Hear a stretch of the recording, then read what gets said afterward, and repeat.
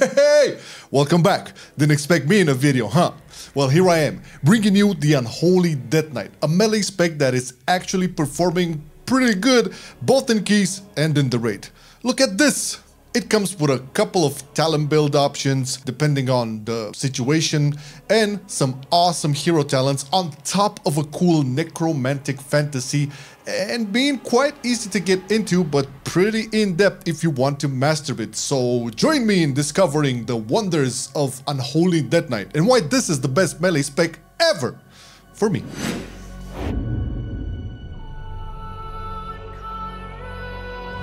Right, so before anything, this is not a guide. Sure, you will learn a couple of things here, but this is made with the sole purpose to show you how awesome the spec is, and if you do decide to pick it up and learn it properly, I can recommend Ky'veza's Wow Hit Guide or Biceps Pump's YouTube for the video version. Both are in the description, and both Ky'veza and Biceps are among the best in the theory crafting community, always willing to help, so be sure to drop by the Acarus Discord if you want to take the spec more seriously. Anyway, I mentioned the spec is easy to get into because at the very base level, as an Unholy DK, you have your sort of combo points, which are these runes that generate passively based on your haste levels, and you consume these runes with Festering Strike to put wounds on your target and Scourge Strike to pop these wounds in order to deal damage. You also have Runic Power, which is generated by using Festering Strike and Scourge Strike. To make use of Runic Power, you use abilities like Dead Coil in single target and Epidemic in AoE. You always make sure to have diseases on your target with things like Outbreak, and this is pretty much the basis for Unholy. Sure, like any other class, you make use of major cooldowns like Unholy Assault, Raise Abomination, Apocalypse, and Dark Transformation, and these will align perfectly in most situations. And most situations require you to consider our Patreon. Want to see videos in advance, ad and sponsor free? Want to get access to bloopers, monthly Patreon exclusive podcasts with me and Flame? How about getting your main immortalized in a custom-made 4K wallpaper just for you? These are all perks you can get if you go on patreon.com/MarcelianOnline and join the team. It enables us to continue making these videos and the whole world will see your name at the end of each of our videos. Check it out in the description and have a look. We'll be waiting.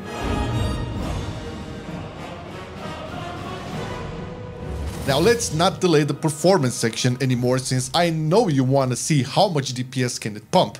Is it meta? Should you switch from Frost Decay? Listen, in the right hands, this spec can deliver ungodly amounts of damage, and as you can see in the latest Mythic Plus logs, it's clearly up there. Same thing goes for raiding. Look at that, it is consistently in the top echelon of the DPS, and I will not even mention Delves, since it's widely known that DKs just breeze through those no problemo. If you're mainly a Mythic Plus player, you will absolutely love playing Unholy Death Knight, especially if you're playing with tanks that pull more than 5 mobs. You see, this spec really shines when there are infinite numbers of mobs all around, especially with the Festering Schyte build, which we'll get to it in a minute. But do note, this does not mean that Unholy will be worthless in small packs either. This used to be the case in the past, but not anymore. I mean, yeah, it will not do Fury Warrior or Outlaw Rogue damage in Cleave, but you won't feel useless either. Trust me, Unholy is gigafun in Mythic Plus. It's also very tanky and can sustain itself quite often by the use of Death Strike. This heals a ton, but at a cost of DPS loss because it will consume your Runic Power. Things like Anti-Magic Shell can help you cheese a lot of mechanics in dungeons, such as the Void Corruption from Stonevault's last boss. You pop it prior to the mechanic going out and you never get the debuff. Same goes for last boss on Siege of Borealis. Just as the Putrid Waters are ready to be casted, pop your AMS and bam! Negated. Or the third boss in Necrotic Wake, where if you don't subscribe and enable that little bell to know when we publish a video, the boss will silence all healing abilities. And these are just a couple of examples because you also gain access to a lot of tools as Unholy to help out in dungeons. Grips can be used to disrupt casts, Slappy Hands to group up mobs, Anti-Magic Zone to help your team take less magic damage, Chains Vice to slow mobs and help your tank, etc, etc. But for the most part, you will be taken in Mythic Plus because of your damage in high density packs. In raids, truth be told, you will excel in damage on most fights, and although PI will definitely help, it is not a requirement anymore like it was in Dragonflight, where you basically had to get it in order to feel your spec is working. Sure, today you are the second best target to get PI in terms of absolute value, but if you don't get it, you will still pump serious numbers. This is all thanks to the perfect alignment of your major cooldowns. Dark Transformation and Apocalypse both have 45 seconds cooldown, and Unholy Assault and Raise Abomination have 90 seconds. Not to mention that a lot of your best trinkets also share a cooldown of 90 seconds. So you can basically have Giga Burst damage every 1.5 minutes and good damage every 45 seconds. It's great because it's a lot more consistent than in the past. Now, in terms of raid utility, this has never been a strong point for the spec, but you will be providing your anti-magic zone to help reduce big incoming damage. You will 100% be wanted on Brute Twister Ulvinax because slappy hands are key to making it to the end of that fight, and you can always be a big help in the Silken Court encounter using your grips to drag mobs off of your teammates.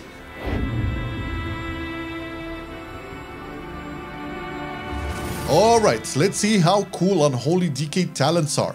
Keep in mind that all these builds will be in the description, okay? Now, for Mythic Plus, you have two options to go for.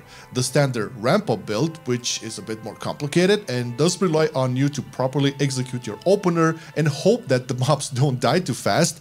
And you have the Festering Schyte build, which is easier and doesn't involve any ramp up at all.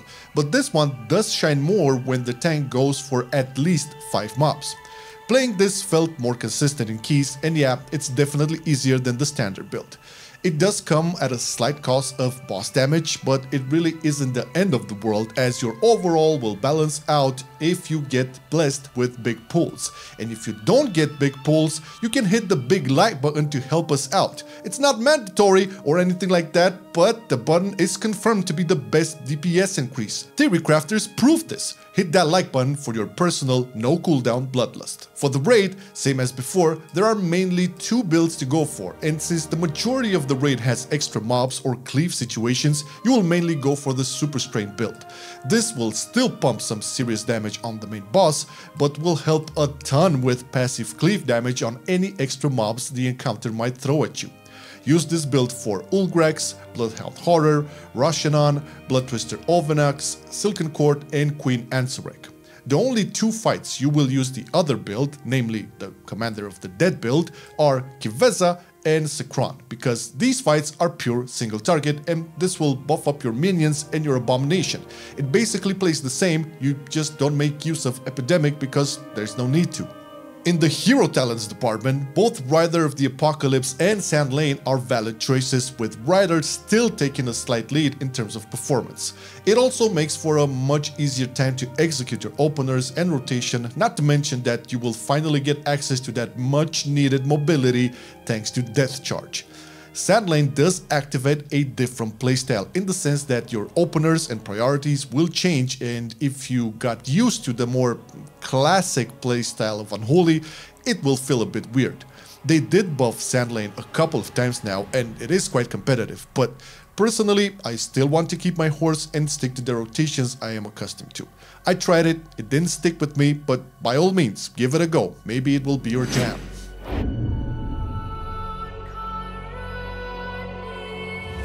Okay, the biggest reason I enjoy playing Unholy DK so much is that there is always room for optimization and learning. Sure, when I first picked up the spec, it felt daunting because of all the balancing of 3 resources basically, tracking multiple buffs and trying to align cooldowns properly, but in the War Within, you won't be as punished as a beginner and you will do fine even with mistakes.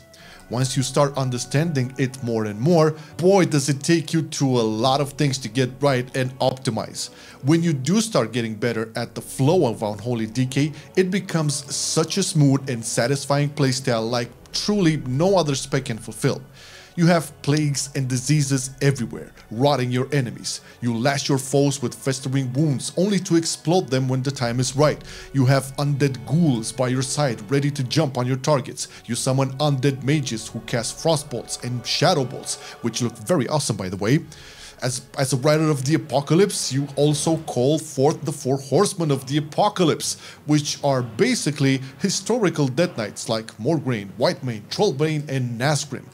This satisfaction from executing your rotation just flows into the fantasy of Unholy, being this great mix of a necromantic warrior and fallen paladin who now wields everything in opposition to delight. Undead minions, plagues, diseases, shadow damage all around. Yeah, it's quite the edgelord, but hey, at least it owns up and delivers a great experience. I probably don't need to mention here the absolute rich lore Death Knights have in World of Warcraft. I mean, hell, one of the most beloved characters in this game is Arthas, which I'm not sure if you noticed, but he's a Death Knight. All in all, I suggest you give Unholy Death Knight a try because if for nothing else mentioned earlier, at least for its unique way of playing, and if you want to know exactly how it is ranked in Mythic Plus, check out our latest melee rankings video right here, where we cover all of them, but most importantly, where does Unholy DK stand? Click it now.